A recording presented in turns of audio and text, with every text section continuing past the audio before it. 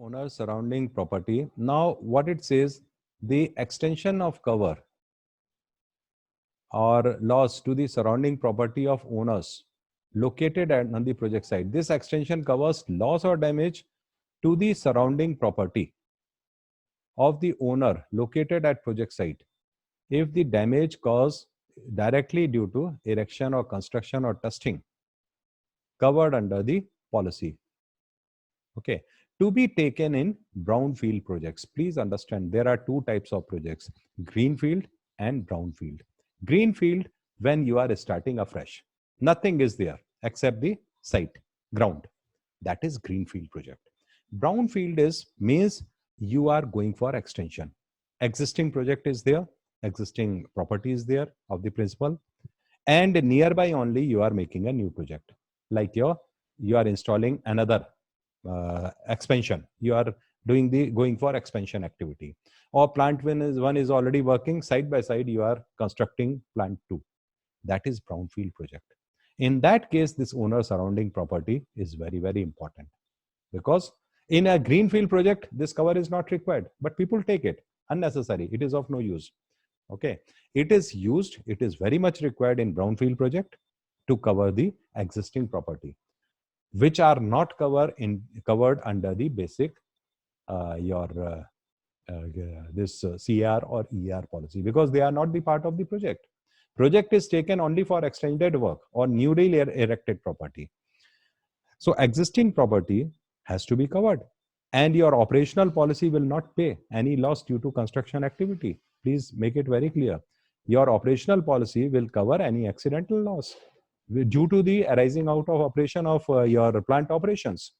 But since the loss has taken place from nearby construction work is going on, this will be covered only under owner surrounding property extension, which is to be given under CAR or ER policy.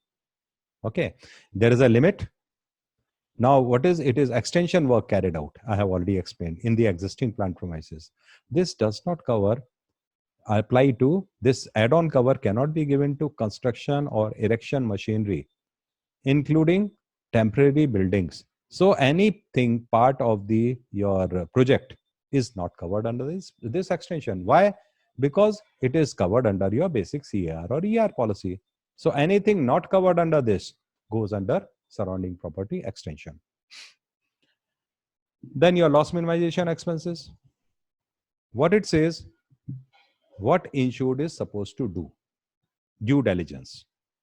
It is expected from the client that in normal course, he is supposed to, following a loss or damage to the insured property, he is supposed to take all steps to minimize further loss arising from that occurrence.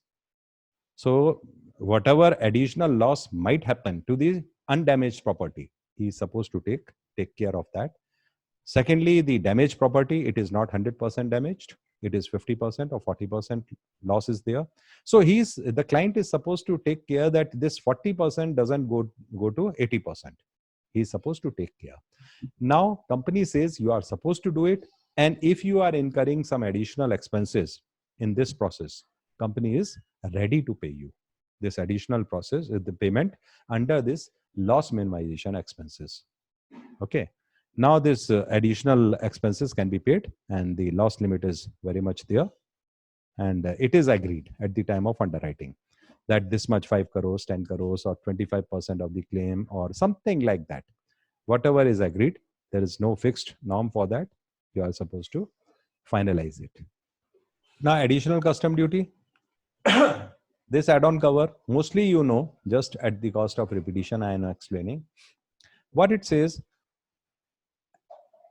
if at the time of loss you import some damaged parts of the project, so while importing, if you incur more expenses towards the custom duty, what has been insured? Say for example, at the time of declaring the sum insured, you have considered 10% custom duty. And the loss takes place after 3 years because it is a long-term policy. Policy was 60 months, 5 years. So after 3 years or 4 years, when you are importing the damaged components, custom duty will be increased. Instead of 10%, now it is 30%. So in this add-on cover, the company will pay the gap. Additional 20% gap will be paid only if this add-on cover is taken.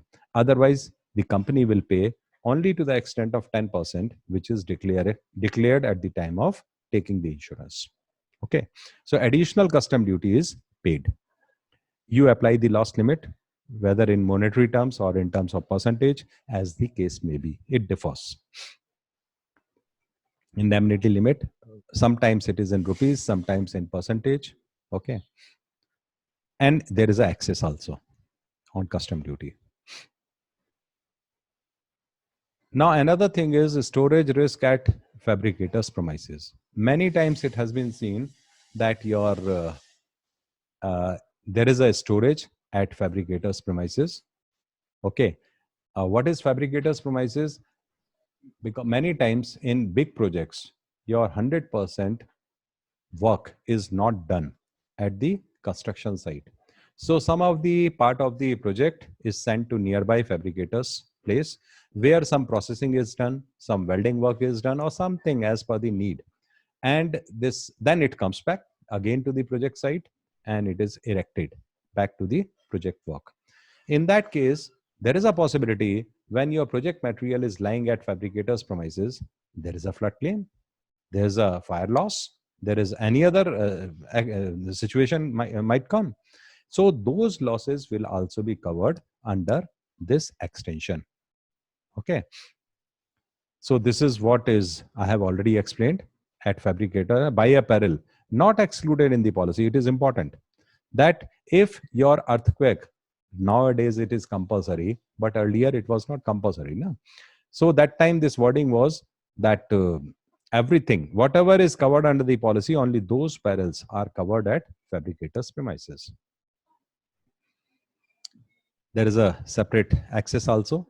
So some companies are applying these access. It is not 100% compulsory, but it is better if this access is applied.